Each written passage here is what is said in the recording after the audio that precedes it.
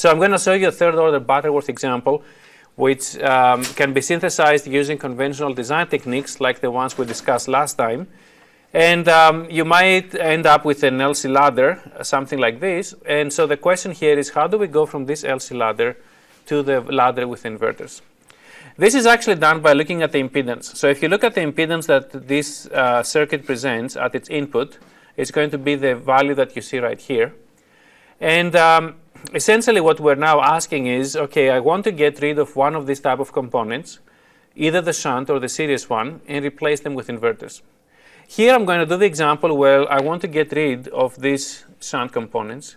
It really makes no difference. We will actually later on see cases where we keep the shunt components and we basically retain the series ones. But for the sake of the example, let's say that I don't want to see any shunt components and all my implementations must have only series ones. That means that I have to basically replace this capacitor with a series element. So this guy will become a series element. But of course, I have to invert the impedance, so it needs to include the inverter as well. So in order for these circuits to be equivalent, that input impedance right here, which we calculated at this point, must be equal to the one from the original circuit.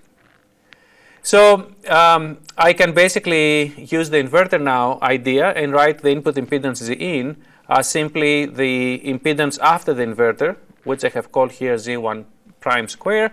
Z1 prime, pardon me, inverted by the inverter value, which is K01 square. Right? That's exactly coming from the property of the inverter.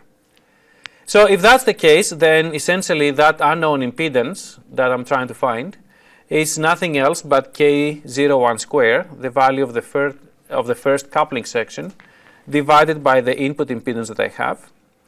And if you just do the math and you basically bring the value of Z in from up here, then you will basically realize that the first term is nothing else but the coupling section squared times SC1.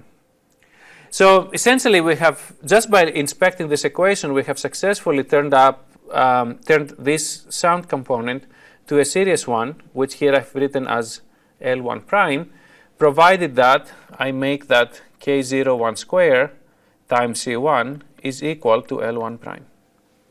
And so that essentially is the first step. Which here I have written a little bit more clearly. So now I know the value of my first coupling section or the first inverter. So for this idea to work, the first inverter, K01 square, must be equal to L1 prime, the new value which I can choose to be anything I like, over the C1, where the C1 was calculated by requiring this filter to be Butterworth. We also saw this thing as G1, which is basically the value we can get from the tables. Now, one interesting thing to notice here is that I didn't find K01, I actually found K01 square. And that means that I will have a choice on the face of this thing. So I will have a plus or minus, which is important when we talk about phase designs. But as I mentioned in this class, we don't worry about this. We're going to focus primarily on magnitude. Now, the story from here on is basically identical. Now, I have to implement another impedance, Z2S, which now must be equal to this, which is very similar to what I started with. So the story basically will continue in exactly the same way. I won't go through the math step by step now, but it works in exactly the same way. I just keep marching down the ladder. So for example, now the second coupling section, the second inverter K12 will end up being equal to this one.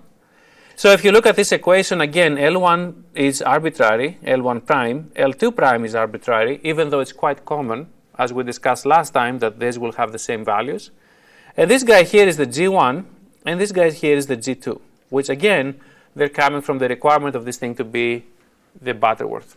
And so you continue marching down the ladder until essentially all values are calculated. And the last value, which I want to show you here, for the inverter, the K34, essentially it will be a function of RB as well, which is the load impedance.